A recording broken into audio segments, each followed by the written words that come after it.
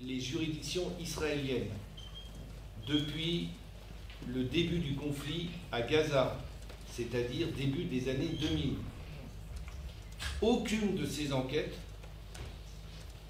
n'a abouti à la condamnation du moindre militaire israélien. On pourra refaire l'historique de toutes les opérations qui ont été menées par l'armée israélienne à Gaza. Les autorités judiciaires israéliennes et les autorités politiques israéliennes disent à la communauté internationale: nous sommes une nation démocratique qui respectons le droit international humanitaire. S'il y a eu des violations du droit international humanitaire, nos juridictions poursuivront et jugeront les coupables. Il n'y a pas, depuis plus de quasiment 20 ans, le moindre militaire qui ait été condamné pour le moindre fait criminel depuis que Israël, et c'est son droit de se défendre s'il est attaqué sur son territoire, mais encore une fois, le droit international humanitaire, qui est le droit de la guerre, ne permet pas de faire la guerre dans n'importe quelle condition. Et jamais dans l'histoire récente de l'humanité, les violations du droit international humanitaire n'ont été aussi graves, systématiques, délibérées, et la Cour pénale internationale en est saisie, et des juridictions nationales, comme aujourd'hui maintenant la juridiction française, s'agissant de la compétence personnelle passive, compétence personnelle active, nous évoquions la plainte concernant ce soldat franco-israélien. Il y aura un moment où l'impunité va cesser et où les auteurs de ces crimes et leurs complices devront rendre des comptes devant la justice internationale, mais aussi devant la justice nationale. En tout cas, c'est notre ambition et notre espoir. On va donner la parole à Jacqueline Rigaud, qui est la grand-mère de Jana, Abderrahim et Omar. Je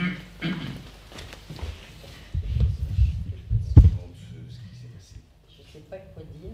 J'avais cru comprendre qu'après la conférence de presse, il y aurait des interviews, donc je me sentais peut-être un peu plus capable de répondre à des questions. Là, je suis un peu intimidée, on va dire.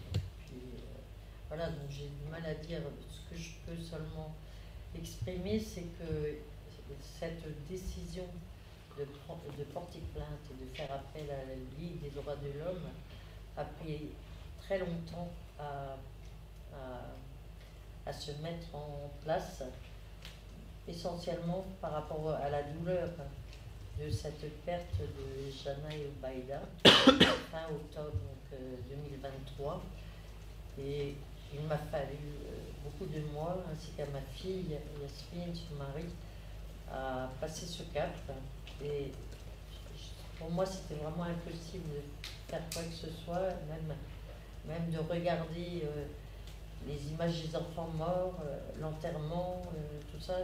Je n'ai pas réussi à regarder avant de très nombreux mois, 2020, jusqu'en 2024.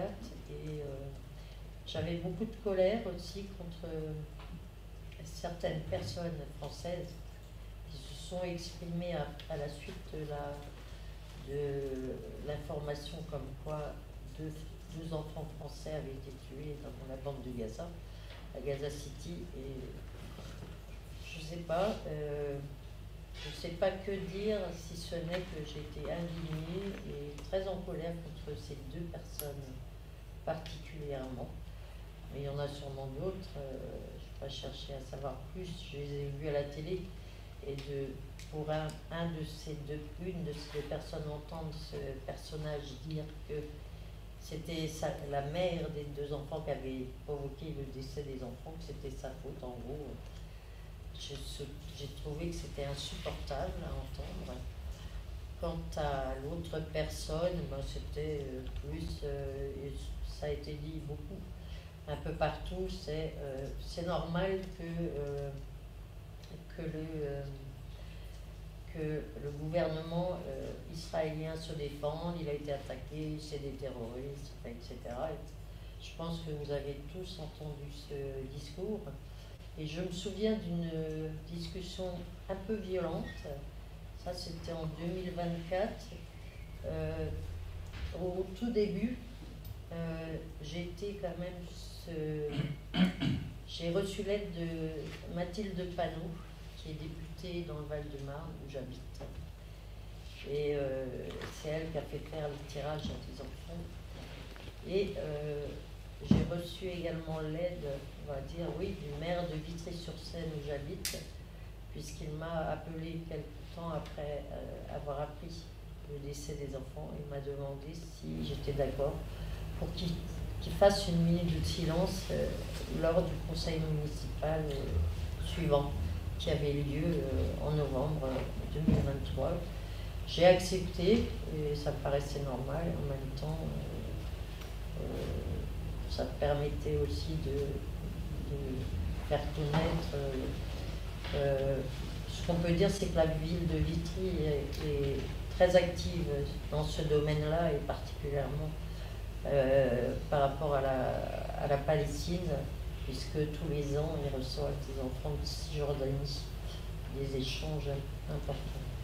Et donc, depuis, ils ont fait pas mal d'actions. Et récemment, c'était fin avril, il me semble, mais j'ai été au courant trop tard. C'était une journée pour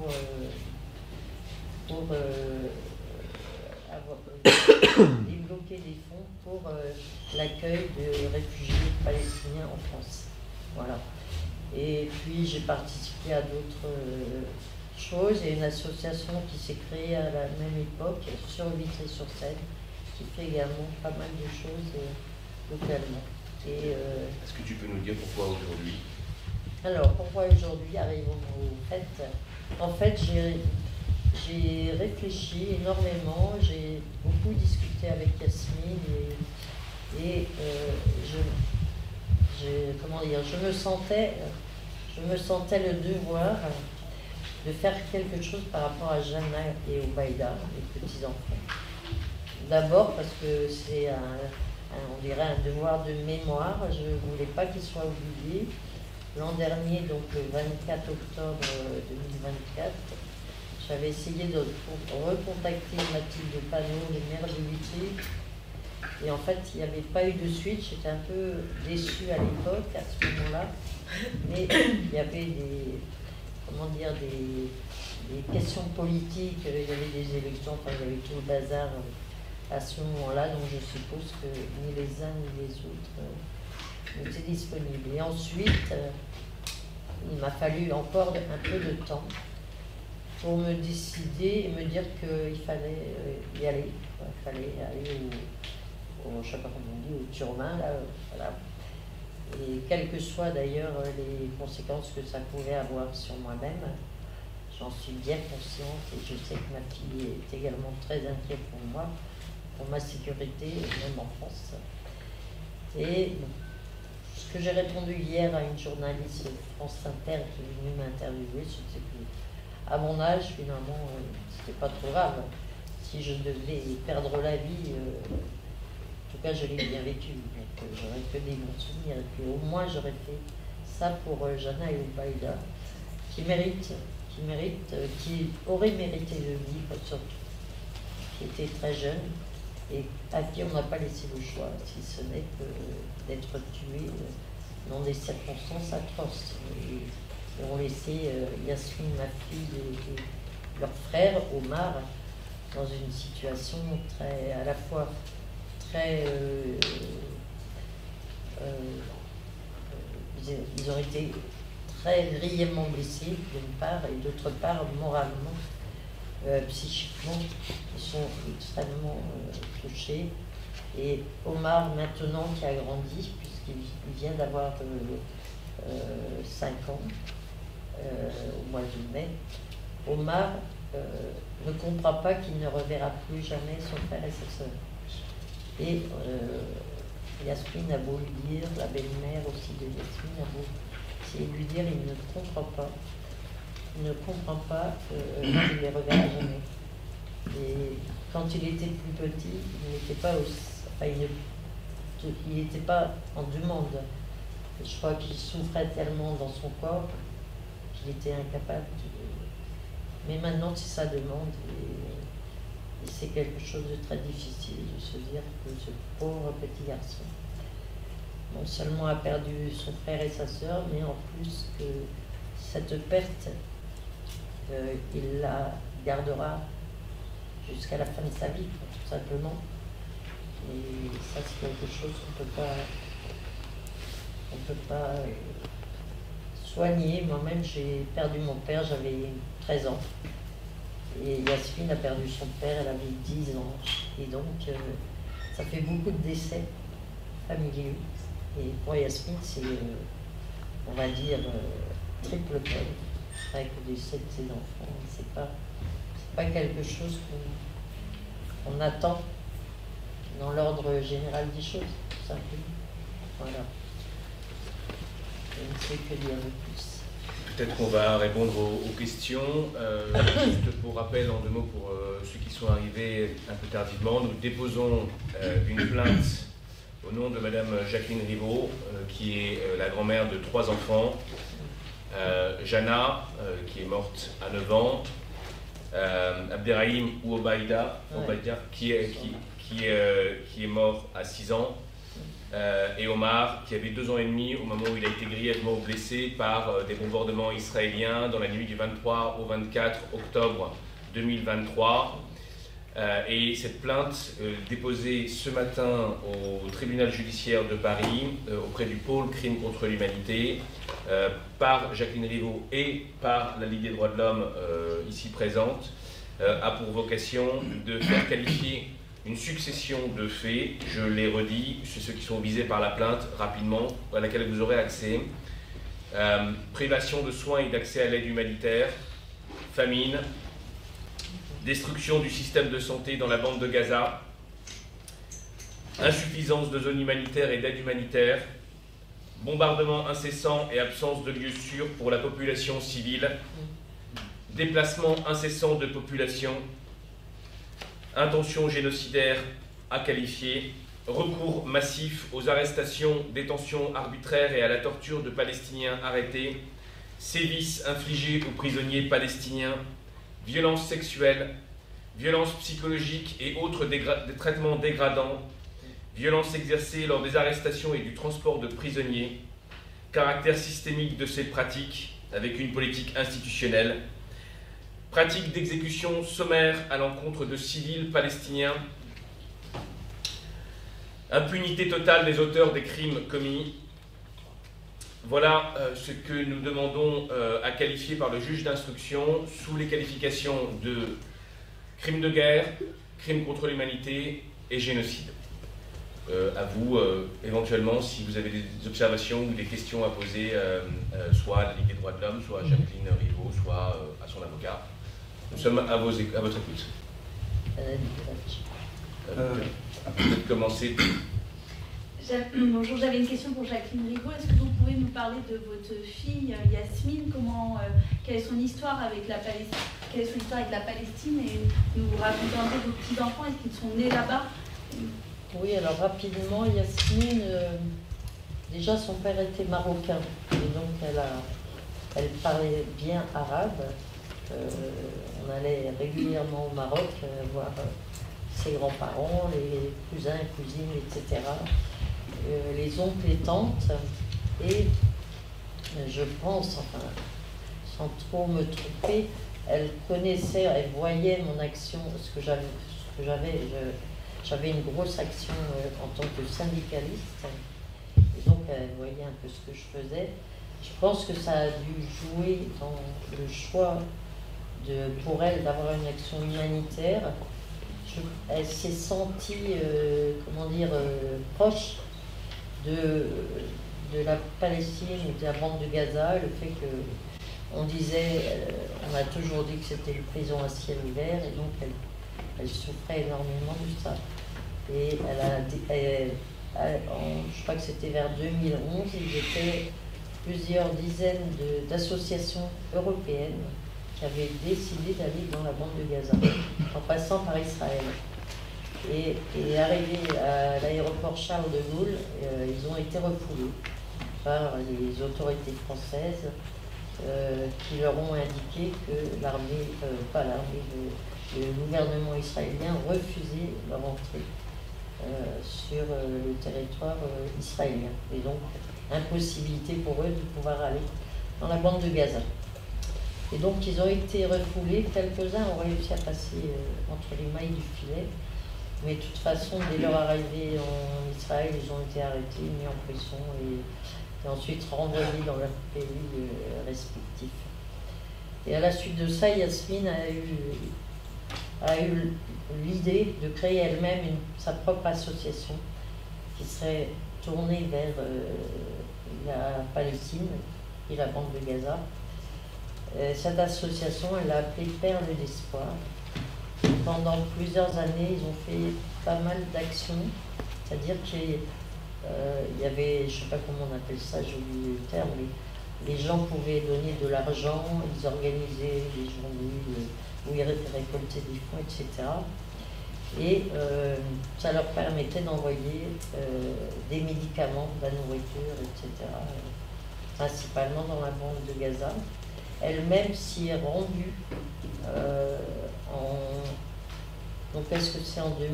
Moi je ne sais plus, je crois que c'était plus tard, peut-être vers 2014, j'ai du mal avec les années, en tout cas elle y a été par elle-même. La frontière avec l'Égypte, à Rafah, a été fermée, donc elle a emprunté plusieurs fois les tunnels souterrains qui menaient dans Gaza, enfin dans la bande de Gaza. Et elle venait avec des médicaments, de l'argent pour pouvoir acheter de la nourriture. Et à l'époque, son action consistait en fait à déjà donner de la nourriture aux familles, donner des médicaments, entre autres dans les hôpitaux s'ils en avaient besoin, ou aux familles. Et puis la troisième chose qu'elle faisait, c'était, au début en tout cas, elle allait interviewer des familles palestiniennes dont les enfants étaient emprisonnés, donc elle les interviewait, savoir qu'est-ce qu'ils avaient comme info sur les personnes, ou elle interviewait également des Palestiniens qui étaient sortis de prison, donc avaient été libérés. Donc elle faisait ça, elle écrivait des reportages par rapport à ça, elle parlait. Donc elle faisait en français, en arabe et en anglais. Elle traduisait souvent en français les articles en arabe pour faire connaître. Donc c'était l'activité. Et c'est en 2012 qu'elle a rencontré son mari Mohamed à l'occasion de cette activité humanitaire. Et elle s'est mariée avec lui fin 2012 et quand elle est rentrée en 2013, donc en début d'année 2013, elle était enceinte. Et ensuite, dans la bande de Gaza, la situation s'est détériorée. Et donc, elle a décidé de rester, d'accoucher en France. Donc, Jana est née à Vitry-sur-Seine. Et elles sont restées à peu près 3 ans. Elles sont retournées dans la bande de Gaza et à Gaza-Ville en 2016. Et donc, les 2 autres garçons, Obaïda Abderrahim et Omar, eux, tous les 2 sont nés à Gaza-Ville. Donc, un, c'était en 2000, j'ai toujours du mal avec les années, 2013, 2017, ça devait être quelque chose comme ça. Donc, il est décédé, il venait d'avoir 6 ans en 2023. Et Omar, lui, est né en 2020. Et il aurait eu 3 ans en mai de l'année suivante, 2024. Voilà. Ils n'ont jamais quitté depuis 2016, depuis que Yasmine était revenue. Ils n'ont jamais quitté la bande de Gaza et Gaza-Ville. Voilà. Oui, c'était dans la foulée de cette question. Juste une précision, merci. Le nom de l'association, et par ailleurs, avez-vous pu, vous, aller à Gaza et voir vos 2 derniers prisonniers depuis quelques années? Malheureusement, nous, les 3, en plus, 3 d'un coup. En réalité, ça aurait nécessité à l'époque de passer par Israël. Et je pense que comme Yasmine et tous les autres qui avaient voulu partir en Palestine vers 2011 par là, étaient sur liste noire pour l'État d'Israël, je devais sûrement être sur une liste en tant que mère de Yasmine. Et donc l'autre possibilité c'était de passer par l'Égypte et après emprunter les couloirs, puisque de plus en plus souvent la frontière à Rafah était fermée, c'était égyptien. Et donc depuis, je ne vois pas comment, par quel moyen j'aurais pu maintenant aller dans la bande de Gaza, les conditions. Plus personne n'a le droit d'ailleurs, aucun étranger ne peut pénétrer dans la bande de Gaza et à quelque niveau que ce soit. Les seuls étrangers qui restent encore dans la bande de Gaza, c'est par exemple des médecins qui ont décidé de rester. Et sinon, ils savent très bien qu'ils peuvent du jour au lendemain se faire tirer dessus et mourir. Comme les membres du Poisson Rouge, qui sont maintenant systématiquement éliminés par l'armée israélienne. Oui. C'est une question aussi, une précision. Quel est le souhait de votre fille aujourd'hui? Parce qu'il y a une partie de Français, enfin, qui ont la nationalité française dans la bande de Gaza qui souhaitent sortir. Est-ce qu'elle souhaite rester? Est-ce qu'elle souhaite rentrer en France avec ses enfants? Et si elle souhaite rester, enfin avec son dernier enfant, si elle souhaite rester, pourquoi? Non, elle souhaite rester essentiellement d'abord parce que ses enfants morts, les 2 enfants, Jana et Baïda, sont enterrés dans un cimetière à côté de Gaza-Ville. La deuxième raison, c'est quand moi j'ai été recontactée par le Quai d'Orsay en mi-2024 qui m'ont dit que le gouvernement israélien autorisait la sortie d'Yasmine et de Omar, mais pas de son mari. Et par rapport à ça, j'ai répondu à la personne de l'ambassade de France, non du Quai d'Orsay. J'ai répondu que ça m'étonnerait qu'elle accepte, d'abord parce que son mari ne pourrait pas la suivre, et d'autre part, les enfants étaient enterrés à Gaza. Voilà. Donc c'était la raison pour laquelle elle refusait de partir, essentiellement, d'être séparée de son mari dans les circonstances actuelles et de laisser ses enfants morts enterrés dans la bande de Gaza. Il n'y a aucune... Enfin, pour elle, elle n'a aucune...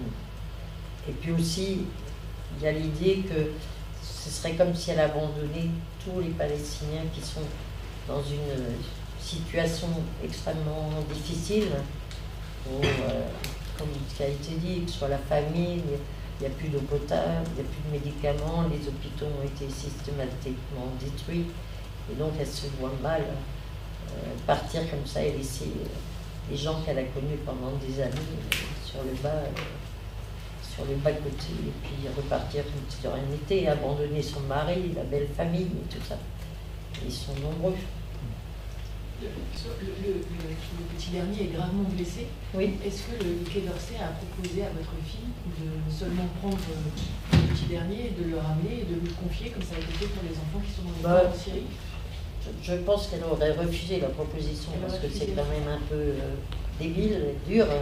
Je dis de demander à une mère comme ça d'abandonner son gamin, même si elle a confiance en moi, parce que quand Jana était petite, on la voyait très souvent, elle venait très souvent à la maison.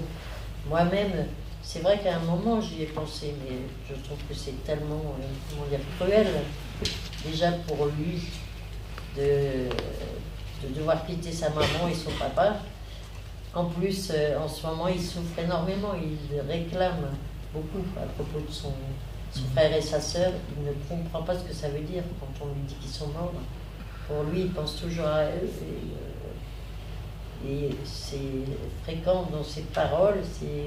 Ils vont dans un magasin, par exemple, faire des achats, et il dit à sa maman, il dit, mais ça, on pourrait l'acheter pour jeune, ou ça, tu ne crois pas que ce serait bien pour Baïda? Donc, je pense que ce sera les moments à venir vont être plus difficiles pour Omar, et aussi pour Yasmine, pour son mari, Mohamed, pour toute la famille, toute sa belle famille, d'entourer Omar. Et je ne sais pas comment d'ailleurs ça va se finir pour lui. Et d'autre part, les bombardements actuels s'intensifient. Yasmine m'a dit qu'il y avait 2 neveux à elle, Marie, qui sont récemment morts dans un bombardement. Heureusement, ils ne se trouvaient pas avec l'ensemble de la famille, parce que le problème actuel qui n'a jamais été vu jusqu'à présent, c'est que quand il y a un bombardement actuellement, les familles ont tendance à se rassembler, et si une maison est visée, tout le monde est mort. Et Yasmine me disait que maintenant, il y a plus de 2000 noms de familles qui ont entièrement disparu de la Palestine, c'est-à-dire qu'il n'y a plus de survivants. Et ça, c'est du jamais vu. Avant, ça n'a jamais été à ce point-là. Donc il y a vraiment cette volonté de délibérer, d'éliminer totalement des familles entières. Et on l'entend hein, quand il y a 30 morts ou 40 morts. Il faut penser que tous ces gens-là étaient la même famille. Les gens qui sont revenus, sa belle famille, qui sont revenus dans la ville de Gaza au moment de la trêve, jusqu'à début mars 2025, ils sont partis et ils se sont retrouvés en famille. Ils ont voulu se retrouver en famille. Et c'est ça où c'est le plus dangereux maintenant pour eux, puisque n'importe quel bombardement peut tuer toute une famille. Enfin, ce qu'il en reste déjà d'une famille. Il y a une question ici, une question juridique. La justice française a coutume d'ouvrir des enquêtes miroirs, quand il y a des enquêtes tout court quand il y a des ressortissants français qui sont morts. À l'AFP, on a régulièrement interrogé la justice antiterroriste pour savoir s'il y avait une enquête ouverte concernant vos petits-enfants. À notre connaissance, en tout cas, la dernière fois qu'on a demandé, fin 2024, ce n'était pas le cas. Est-ce que vous avez eu d'autres choses, d'autres informations au-delà de votre plainte? Et si ce n'est pas le cas, comment vous l'expliquez 1 an et demi après les faits? En quelques mots, effectivement, c'est assez surprenant qu'on ait eu besoin de déposer une plainte alors même que le Quai d'Orsay a annoncé de manière officielle que les 2 enfants étaient morts, qu'ils avaient vérifié les informations et les circonstances de la mort. Pourquoi est-ce que le parquet, le CNAT, n'a pas spontanément, ce qu'il avait la possibilité de faire, qu'il aurait certainement dû faire, ouvert une instruction criminelle avec les qualifications qu'il aurait pu choisir, je ne peux pas vous dire. Je ne suis pas sûr que ça aurait été le cas si c'était mort ailleurs. Et est-ce que le profil de la maman peut avoir joué ce rôle? Le fait qu'elle soit poursuivie, qu'elle ait été condamnée pour AMD? Je doute et j'espère que la justice française ne punit pas des enfants morts pour ce que leur mère aurait pu faire. Si vous permettez, pour compléter la réponse d'Arié, et la question elle est très intéressante, il faut dire les choses telles qu'elles sont. Il y a un 2 poids, 2 mesures. Il y a un 2 poids, 2 mesures, et c'est une évidence. Et sans violer le secret professionnel de l'avocat, je suis bien placé pour vous le dire de façon aussi catégorique et péremptoire, puisque je suis aux côtés de familles ou d'organisations qui sont concernées par des morts français et certains de vos confrères en Ukraine. Et la question ne s'est pas posée. C'est-à-dire que l'on a ouvert d'initiative. Et s'il n'y avait pas un 2 poids, 2 mesures, a fortiori s'agissant de la mort d'enfants, je ne parle pas de combattants, je ne parle pas de blessures infligées à une maman et à un petit garçon de 2 ans et demi, il y aurait dû avoir l'ouverture d'une information judiciaire. Pourquoi cela n'a pas été fait? Je n'en sais fichtre rien. Mais la question, elle n'est pas à poser au juge d'instruction. La question, elle est à poser à ceux qui ont l'initiative de lancer l'action publique, c'est-à-dire le parquet national antiterroriste. Et c'est lui, pôle crime contre l'humanité. Mais ces décisions, vous le comprenez bien, à mon avis, mais peut-être que je me trompe, elles ne sont pas prises simplement par les magistrats qui, dans la ligne hiérarchique, doivent prendre ces décisions.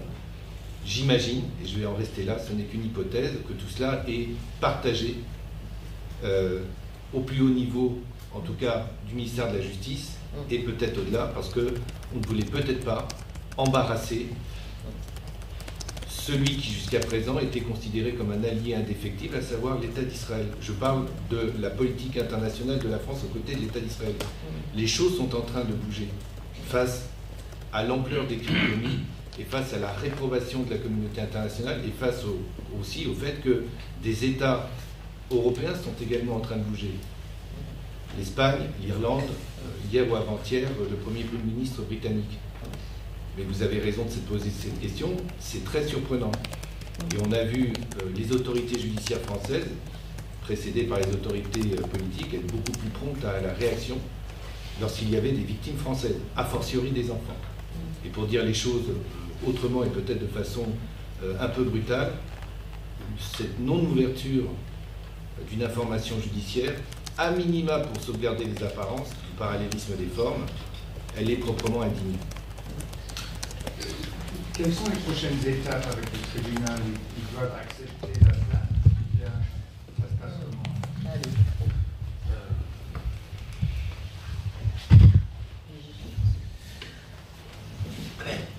Merci. Alors, les étapes procédurales sont à peu près toujours les mêmes pour n'importe quelle plainte, avec constitution de partie civile. C'est donc une plainte qui a pour vocation de faire ouvrir une instruction, c'est-à-dire une enquête sur les faits.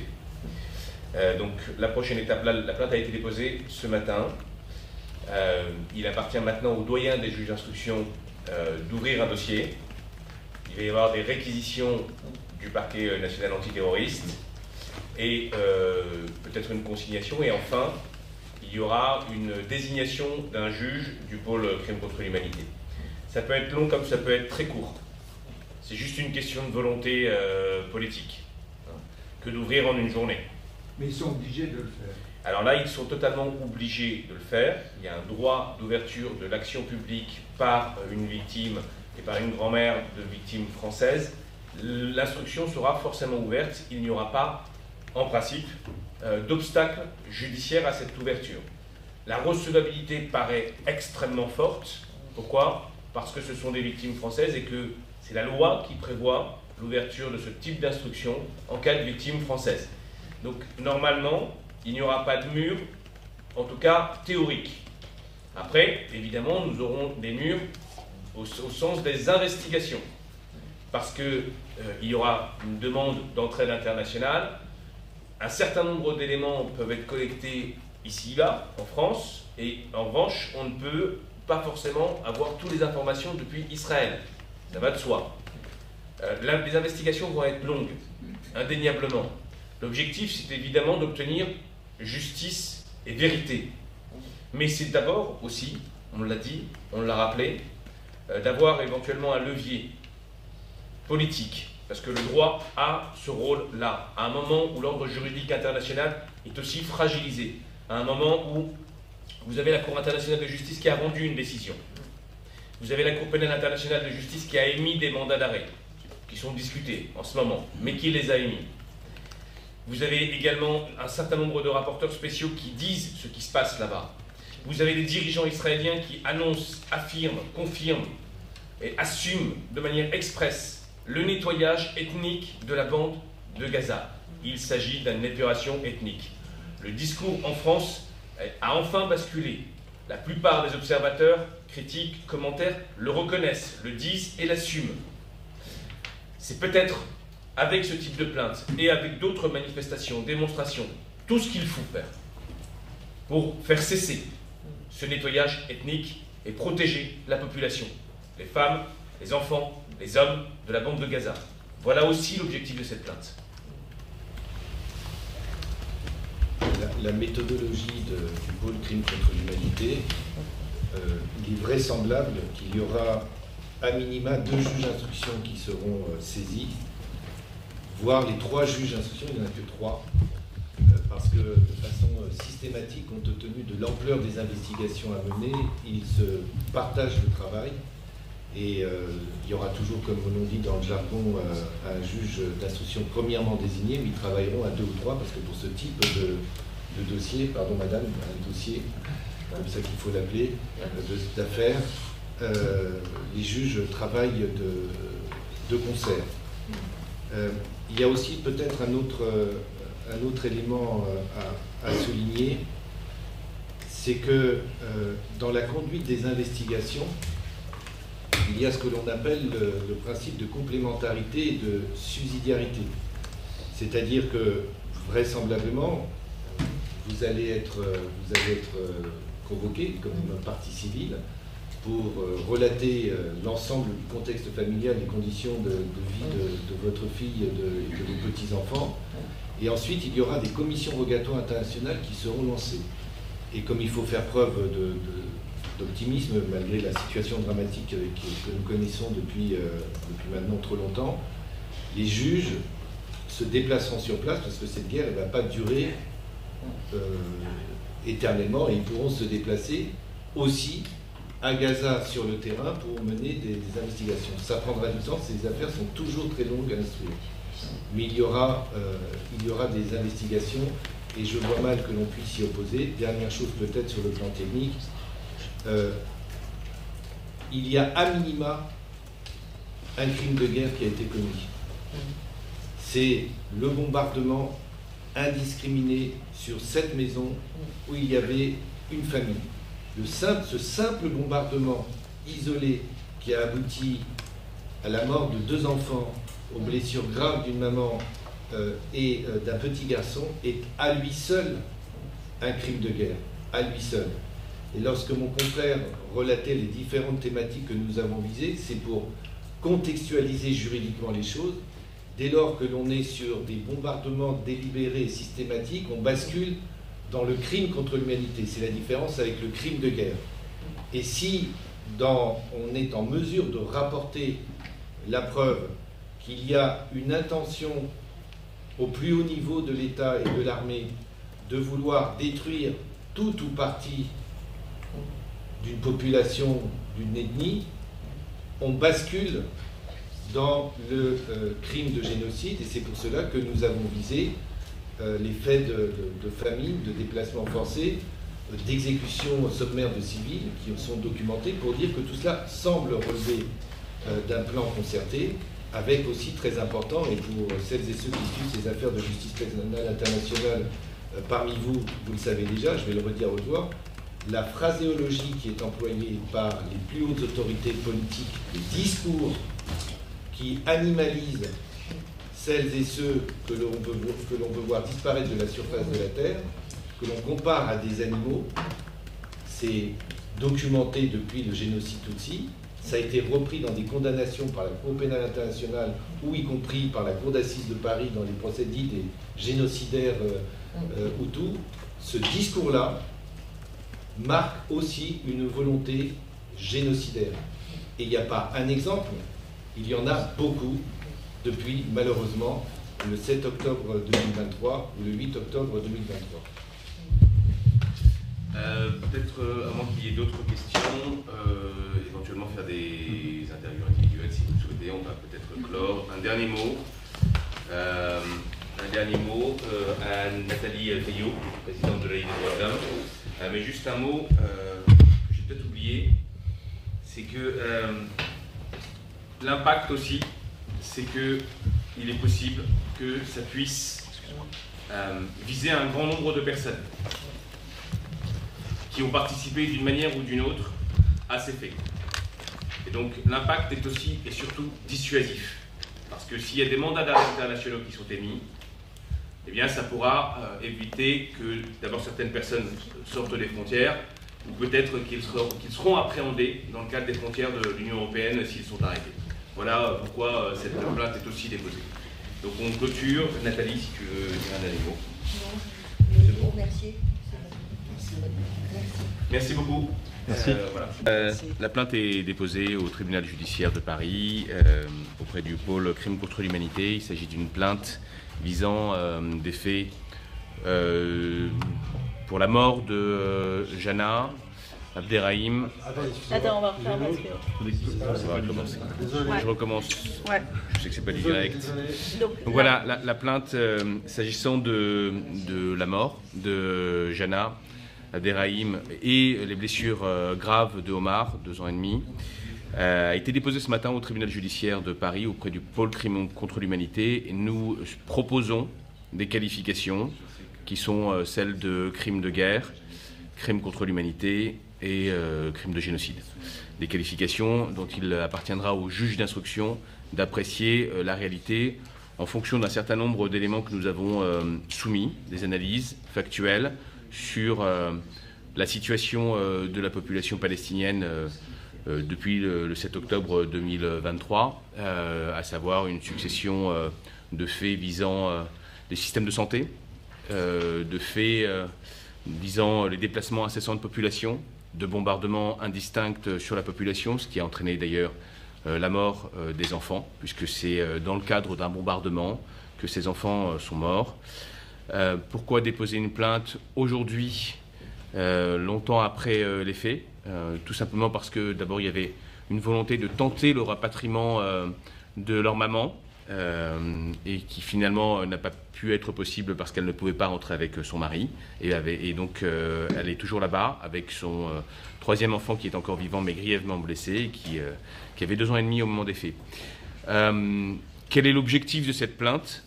L'objectif de cette plainte, c'est d'abord évidemment d'obtenir justice et vérité, qu'il y ait une investigation sur tous ces faits et sur la séquence que nous vivons et qui se perpétue aujourd'hui, puisque le préjudice se perpétue pour la mère et pour le petit. Nous avons aujourd'hui, de la part du gouvernement israélien, qui est évidemment visé par cette plainte, et je pense évidemment à Benjamin Netanyahou, qui est le Premier ministre, avec un certain nombre de ministres qui ont eu des propos de nature génocidaire depuis octobre 2023. Il y a cette volonté de faire justice et vérité pour permettre à ces 2 enfants d'obtenir justice, et à cette maman et à cet enfant et à leur père d'obtenir une vérité. Mais ça n'est pas le seul objectif. L'objectif est également d'intervenir auprès de toutes les personnes à travers le monde et en France qui interviennent pour faire cesser ce nettoyage ethnique qui est assumé et décomplexé de la part du gouvernement israélien. Si une plainte judiciaire déposée en France par une grand-mère peut avoir comme impact, notamment de faire lancer des mandats d'arrêt internationaux contre tous ceux qui peuvent, d'une manière ou d'une autre, être complices ou auteurs de ces faits, alors il y aura une dissuasion politique. Nous pensons véritablement qu'avec une simple plainte déposée en France, on renforce l'ordre juridique international, l'ordre pénal international, qui est fracturé, et on le voit, malgré les décisions de la Cour internationale de justice, malgré les mandats d'arrêt lancés par la Cour pénale internationale, eh bien, il n'y a pas d'arrêt de ce nettoyage ethnique. Il se continue et il ne cesse. Donc, peut-être qu'ici, là, avec Jacqueline Rivaud, du fait de la mort de ses enfants, peut-être qu'on pourra rejoindre le flot des initiatives et peut-être, nous l'espérons en tout cas, faire cesser ces opérations militaires qui tuent la population de Gaza. Vous le disiez assez justement, enfin ça a été dit assez justement, c'est que cette plainte ne vise pas seulement les militaires qui ont tiré, c'est toutes les complicités qu'il peut avoir derrière. Est-ce que vous pouvez nous expliquer ça? Ça c'est important. Oui, nous avons d'abord une compétence territoriale, judiciaire. La justice française est compétente parce que les enfants sont français. Ce sont des victimes françaises et c'est la première fois à notre connaissance qu'une plainte de ce type est déposée. Ça a donc des conséquences importantes, puisque ça va permettre effectivement de viser et de faire des investigations, voire des mandats d'arrêt internationaux de manière assez large sur tous ceux et celles qui ont pu participer, notamment, d'abord, évidemment, les donneurs d'ordre au gouvernement et éventuellement à l'état-major. Voilà. Et, évidemment, de l'État d'Israël. Okay. Et maintenant que la plainte est déposée, quels obstacles pourraient... Alors, en théorie, il n'y aura pas d'obstacle s'agissant de l'ouverture et de la recevabilité de cette plainte, pour la simple et bonne raison que c'est le code de procédure pénale, le code pénal qui prévoit que lorsque des victimes françaises sont tuées, y compris à l'étranger, y compris dans ce type de situation, et bien évidemment la justice française et compétente. Donc un juge d'instruction, ou deux, vont être désignés au pôle contre les crimes contre l'humanité et vont commencer à investiguer. On espère que ça sera le plus rapidement. Pour résumer la procédure, c'est d'abord le doyen des juges d'instruction qui ouvre un dossier, ensuite on attend les réquisitions du parquet national antiterroriste, et enfin un ou plusieurs juges d'instruction sont désignés et vont commencer à soit faire des investigations, recevoir Jacqueline Rivaux, la grand-mère des enfants, et puis envisager très rapidement des mandats d'arrêt internationaux si les auteurs ou complices sont identifiés. Compte tenu des qualifications proposées, les auteurs ou complices sont au gouvernement, sont à l'état-major. Il est évident qu'il y aura une restriction importante de leur déplacement. Et puis si ça peut servir aujourd'hui en termes diplomatiques ou géopolitiques pour faire prendre conscience en Israël, et peut-être que cette plainte sera également déposée en Israël, on essaye de le faire parce qu'il y a une résistance en Israël. Il y a des avocats, il y a des juristes, il y a des organisations de droits humains qui essayent de lutter et de résister pour que la démocratie ne soit pas totalement déliquescente et ne disparaisse pas, et essayent de lutter pour l'arrêt de l'offensive contre Gaza. Donc si on peut aussi en plus leur donner un petit peu de force pour que ça s'arrête là-bas, parce que ça doit venir de partout et tous les moyens doivent être utilisés aujourd'hui pour que ce nettoyage ethnique s'arrête. Ça, c'est notre responsabilité individuelle et collective et nous en avons tous conscience. Voilà. Merci. À la mort de ces enfants, il n'y a pas eu d'enquête automatique de l'État français. Pourquoi ? Effectivement, il n'y a même pas eu d'ouverture d'enquête, ni d'ouverture de procédure pénale, alors même qu'il s'agit d'enfants français et que lorsqu'il y a des enfants français qui sont tués dans ce type de conditions et circonstances, quel que soit le pays, en principe, la justice française ouvre une enquête par l'intermédiaire du procureur de la République, puisque c'est à lui que revient l'initiative d'ouverture d'enquête. Pourquoi ? Je préfère ne pas trop y penser.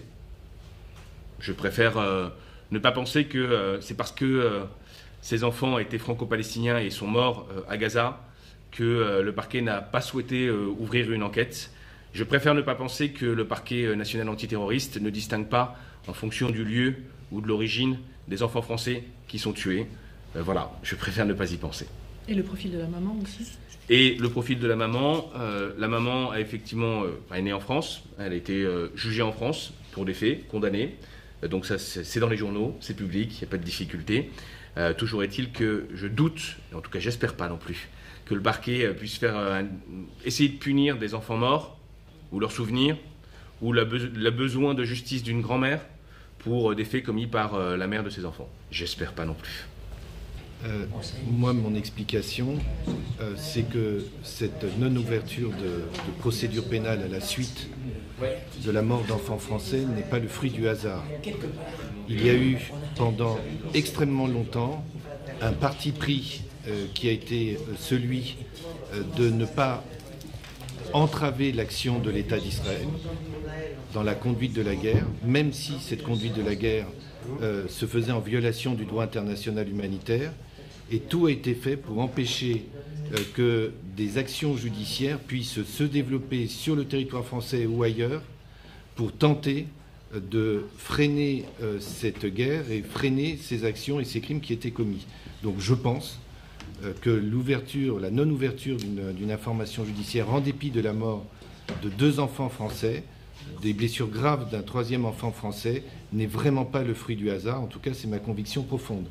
Et je vois que sur d'autres théâtres de guerre, où la France, cette fois-ci, était du côté de l'État agressé, l'Ukraine, il n'y a pas eu le moindre hésitation pour ouvrir immédiatement des procédures pénales lorsque des Français mouraient en Ukraine. C'est un constat objectif. L'autre chose peut-être que je voulais vous dire, c'est que cette plainte, elle est aussi pour fissurer le mur de l'indifférence. Parce que s'il y a autant de morts civiles à Gaza, et n'oublions pas la Cisjordanie, c'est parce que l'opinion publique internationale, mais aussi l'opinion publique nationale, française, ne prête pas suffisamment attention à ce qui se passe aussi. Et ce type d'action judiciaire, et c'est l'utilité du droit, c'est aussi de faire en sorte que les consciences individuelles et collectives se réveillent et qu'on lutte contre cette forme d'indifférence. 58 000 morts, 40 000 ou 43 000 civils, pour l'essentiel 17 ou 18 000 enfants, comment peut-on imaginer que depuis le 7 octobre 2023, quels que soient les crimes qui ont été commis par le Hamas, on ait pu laisser sous nos yeux cette guerre être menée de cette façon-là en violation du droit international humanitaire? Il y a une forme d'indifférence et, encore une fois, une plainte de cette nature, c'est pour nous réveiller tous et toutes, et je dirais moi le premier. Vous disiez tout à l'heure que la plainte ne visait pas uniquement les militaires qui auraient tiré. Qu'est-ce que vous vouliez dire par là? C'est quoi l'objectif?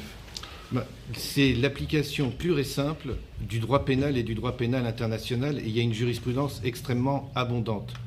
Celui qui est l'auteur, c'est celui qui a tiré, c'est celui qui a largué la bombe. Mais on peut poursuivre les complices. Et les complices, dans le statut de Rome, qui donc régit la Cour pénale internationale, mais aussi dans notre droit, c'est celui qui fournit, qui donne les instructions ou qui est à l'instigation des faits qui ont été commis. Et il y a une jurisprudence extrêmement abondante qui vise l'encadrement militaire, les chefs militaires, les chefs politiques, et parfois même, ça a été le cas par exemple au Rwanda, des patrons de radio. La propagation de discours de haine, la propagation de discours visant à l'extermination, la propagation de discours où l'on dit finalement on ne va pas respecter le droit international humanitaire, on ne va pas respecter le droit de la guerre, tout cela participe d'une forme de complicité, et il ne suffit pas d'être sur le terrain en train de piloter des drones, en train de piloter des hélicoptères, en train de piloter des chars pour être à l'abri de poursuites pénales. Les chefs d'état-major, les chefs de brigade, les politiques, les ministres de la Défense, le Premier ministre israélien sont directement complices des crimes commis au quotidien depuis le 8 octobre 2023 sur la bande de Gaza. Merci beaucoup.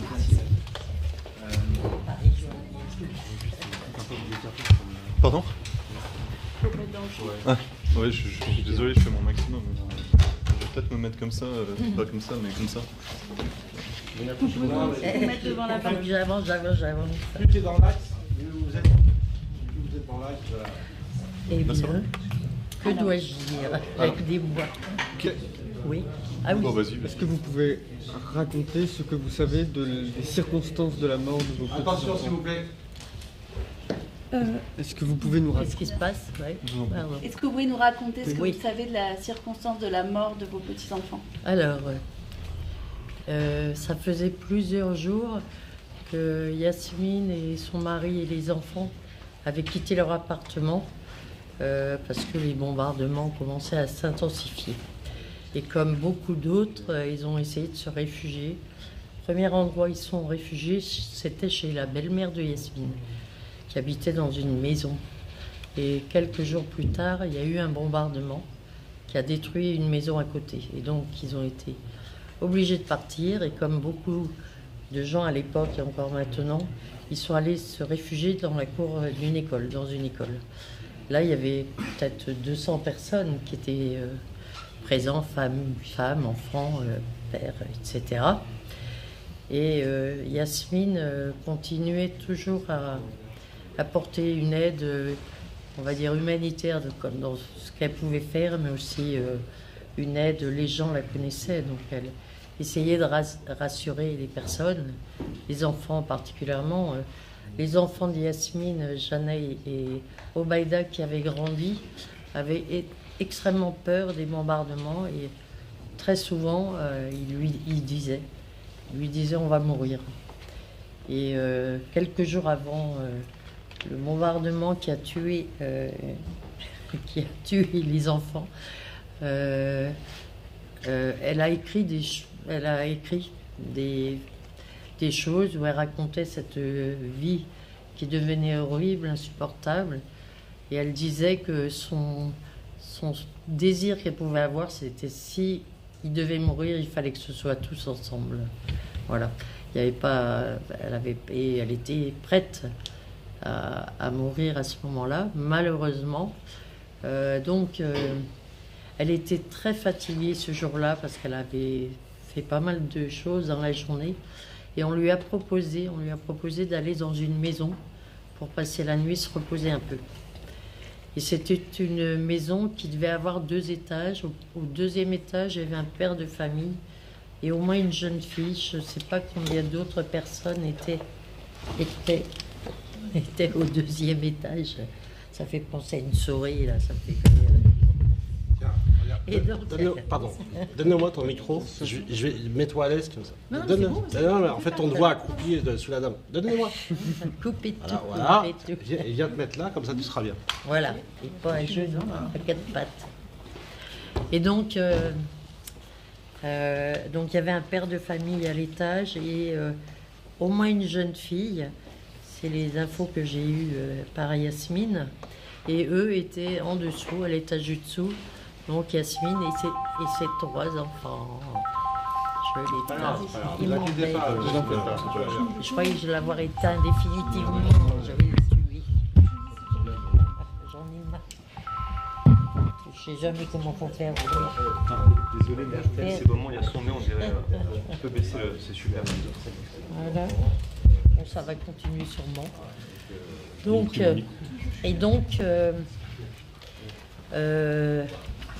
ils étaient installés donc au-dessus. Et elle a entendu, d'après ce qu'elle me dit, c'était un F-15. C'était un peu après minuit, donc on était le 24 octobre 2023. Il y a eu un premier missile qui est tombé au-dessus de la maison, qui a entièrement détruit l'étage du dessus, où il y avait ce père de famille, cette jeune fille au moins. Et le bâtiment, en fait, s'est écroulé. Alors, je ne sais pas à quel moment ça s'est passé. Il y a eu un 2e missile, cette fois, qui est rentré par la fenêtre de la chambre où étaient Yasmine et les enfants. Et donc, elle a été assez gravement brûlée, et les enfants également, etc. Et en fait, tout le bâtiment s'est écroulé. Et au lieu, elle était au premier, ils se sont retrouvés au rez-de-chaussée, etc. Le père de famille qui était à l'étage, au-dessus, est mort, a été tué sur le coup, comme Obaïda. On a retrouvé tué sur le coup. Il y avait une jeune fille qui était très grièvement blessée, qui était avec le père de famille. Elle a été emmenée à l'hôpital, ils l'ont amputée. Et a priori, de ce que j'ai su, c'est qu'elle est décédée des mois plus tard, des suites de ses blessures. Quand ils ont sorti des décombres, Yasmine, Omar, Obaïda et Jana, donc Obaïda était décédée, Jana était encore vivante, donc ils l'ont emportée à l'hôpital et au vu de ses blessures qui étaient extrêmement graves, ils ont voulu la transporter dans un autre hôpital et elle est décédée au cours du déplacement vers le 2e hôpital. Yasmine et Obaïda sont restés dans le premier hôpital et là ils étaient très grièvement blessés. Obaïda avait le bassin fracturé, explosé, une jambe aussi éclatée, donc ils l'ont plâtré, etc. Ils avaient le corps qui était quand même brûlé en surface, assez gravement. Yasmine, elle, avait le corps criblé de débris, a priori du missile, on ne sait pas trop quoi ce que c'est. Ils n'ont pas réussi à savoir quelle était la composition, ce qu'elle avait dans le corps. Et elle a subi plusieurs opérations. D'abord, ça a été d'enlever, il y avait une très grosse poche de sang du côté gauche, pardon, de la hanche. Ensuite, elle avait des douleurs insupportables et donc elle a été opérée au niveau du bassin. Ils ont enlevé un fragment de missile, on ne sait pas quoi, voilà, extrêmement gros. Et une autre opération, c'était à l'épaule, pareil, ils ont enlevé un fragment important, ce qui a calmé ses douleurs et était insupportable. Et actuellement, elle est suivie et il faudrait qu'on lui fasse un scanner parce qu'ils ont fait des radios récemment et ils se sont rendus compte qu'il y a encore un fragment de missile qui est dans la jambe droite, qui se déplace actuellement, il est très proche de l'artère fémorale. Et donc il y a un risque d'hémorragie interne très important. Et là, ils attendent de pouvoir faire ce scanner pour savoir exactement la position du fragment par rapport à l'artère fémorale. Est-ce qu'il est en haut, en bas, au-dessus, enfin voilà. Et donc pour le moment, ils sont en attente de ça. Quand elle m'en avait parlé, il y a déjà un petit moment, je lui avais dit qu'il fallait pas qu'elle marche parce qu'en fait, c'est quand elle marche que le fragment se déplace dans sa jambe droite et donc faut éviter à tout prix voilà, que l'artère fémorale soit touchée et que voilà, tout simplement. Qu'est-ce que cette plainte représente pour vous aujourd'hui, madame? Énormément de choses. D'abord parce que pour les enfants, en premier, je dirais, pour leur mémoire, pour un devoir aussi par rapport à vis-à-vis d'eux. C'est pas quelque chose que j'aurais pensé qu'ils puissent vivre. Enfin, je sais pas comment on peut le dire puisqu'ils sont morts maintenant, mais ils étaient jeunes, ils avaient le droit de vivre, ils avaient tout devant eux. Ils étaient Yasmine et Mohamed, leurs parents étaient très fiers d'eux. Yasmine travaillait très bien à l'école, elle avait de nombreux amis. Et Omar commençait à prendre la relève parce qu'il venait d'entrer à l'école primaire, etc. Donc ils faisaient vraiment la fierté de leurs parents. Et là, de perdre d'un seul coup et aussi violemment 2 enfants, ça dévaste. Moi, je me suis retrouvée dévastée quand j'ai appris le décès des enfants. Je ne voulais pas y croire. Hein. Il a fallu que j'entende 2 fois le message de Yasmine qui me disait Jamna et Obaïda sont morts. Et après c'est essayer de faire connaître, appeler le Quai d'Orsay, lui dire qu'ils sont morts. Ensuite, ils disent qu'ils ne savent pas, ils ne sont pas au courant, donc ils doivent avoir la confirmation du décès des enfants. Donc j'ai appelé France 3 Île-de-France parce que ça me semblait important de les appeler et ainsi de suite. Ouais. En quoi vous pensez aujourd'hui que l'État d'Israël est responsable de leur mort ou que les militaires? Pourquoi? Parce que c'est l'objectif de cette plainte. Bien sûr, parce que l'armée israélienne, dès le lendemain du 7 octobre, elle a pénétré dans la bande de Gaza et déjà elle a commencé à bombarder et à tuer, que ce soit, et surtout essentiellement des civils quand même, depuis cette période. Tout à l'heure, je crois, Maître Halimi disait que, ou je sais pas, ou c'était l'autre personne, disait que grâce au signalement, en fait, quand on dit qu'il y a 54 000 morts actuellement dans la bande de Gaza, c'est parce que c'est des gens qui sont venus à l'hôpital et ils sont répertoriés. Il y a un office, j'ai oublié comment il s'appelle, ministère de la Santé là-bas, qui répertorie tous ces gens-là. Mais on estime que le chiffre total est bien plus élevé. Et les estimations d'ONG et autres disent qu'il faut multiplier au moins par 4 ce chiffre de nombre de morts déjà depuis le 8 octobre 2023.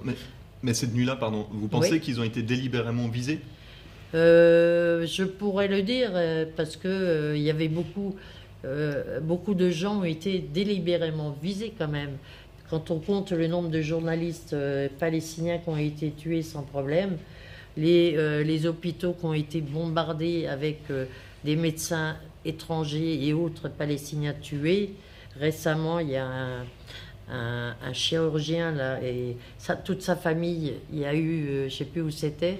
Je crois que c'était dans le sud, qui était chirurgien dans un hôpital. Il a perdu 9 enfants sur 10, il reste un survivant. Lui-même, il était entre la vie et la mort. Seule personne qui a survécu, c'est la mère, et la femme qui était travaillée. Pourquoi ils auraient voulu viser votre fille? Je pense comme tous les autres, parce qu'elle avait une action humanitaire. Et puis, c'est tout, quoi. Que dire d'autre? Les humanitaires, le Croissant Rouge...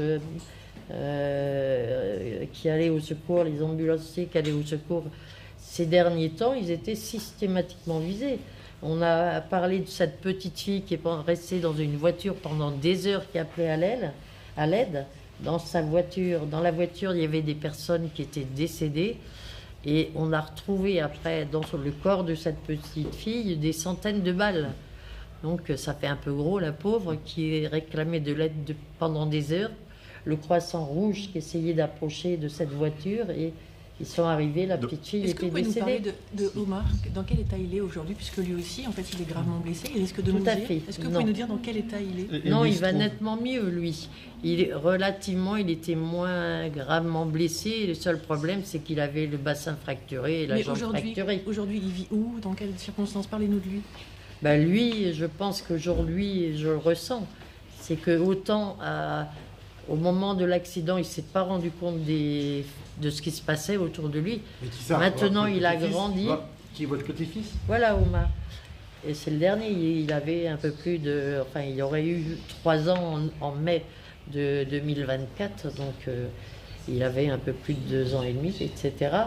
Et en fait, il a été gravement blessé. Il a été secouru rapidement, de la même façon qu'Yasmine. Mais comparativement, l'état de santé de Yasmine est beaucoup plus inquiétant à cause de ces missiles ces fragments de missiles qui sont dans son corps, qui lui font extrêmement mal, qu'on n'arrive pas à... Il vit où?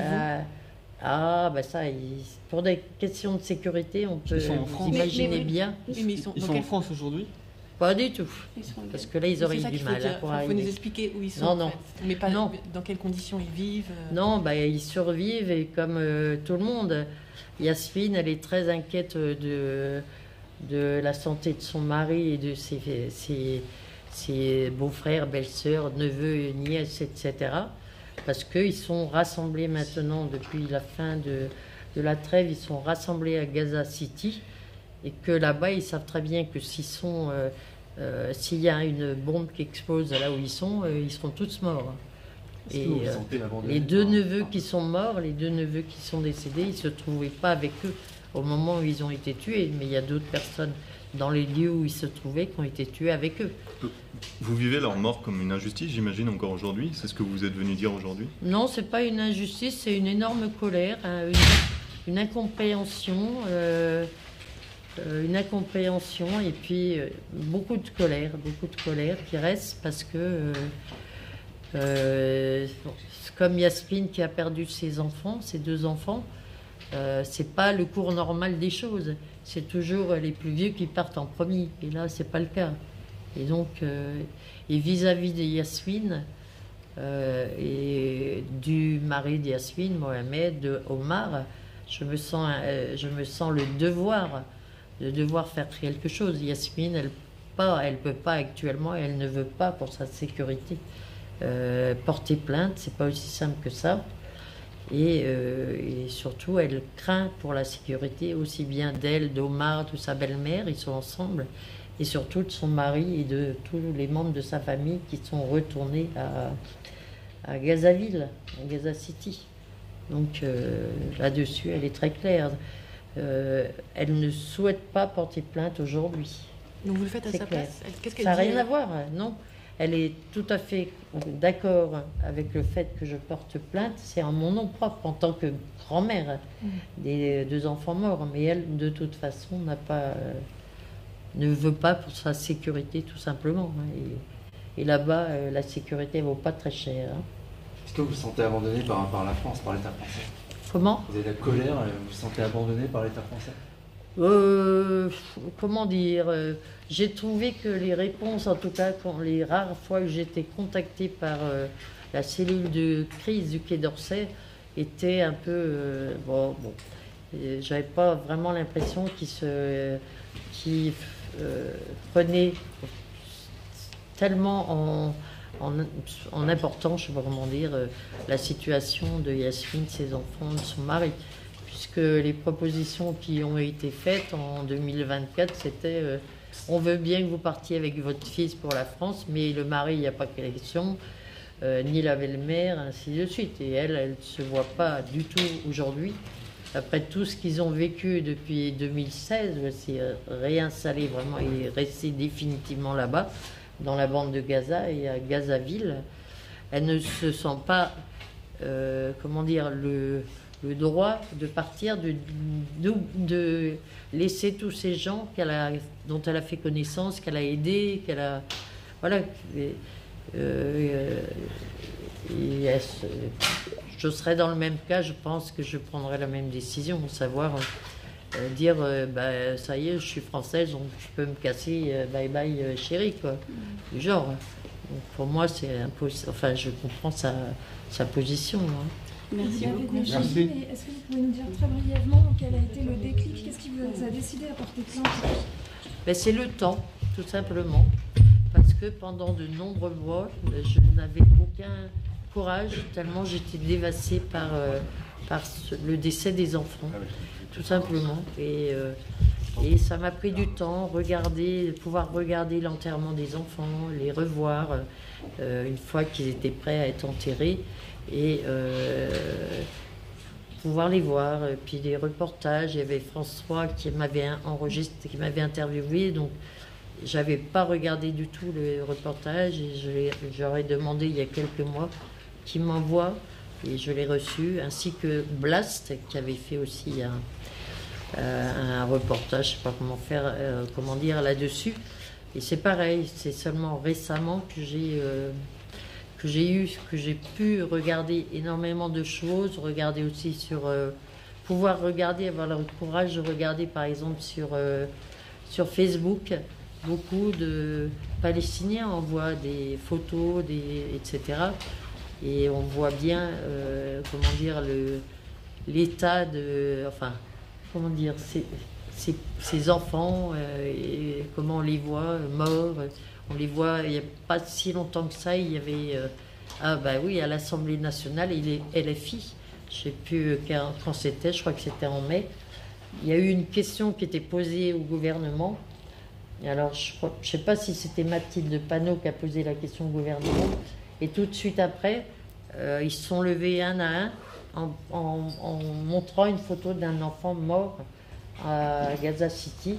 Et il y avait un paquet de photos. Et quelques jours avant, effectivement, on avait dit il y avait eu dans un bombardement plus de 30 enfants et ça n'arrêtait pas. Là, ces derniers temps, c'était par dizaines d'enfants morts.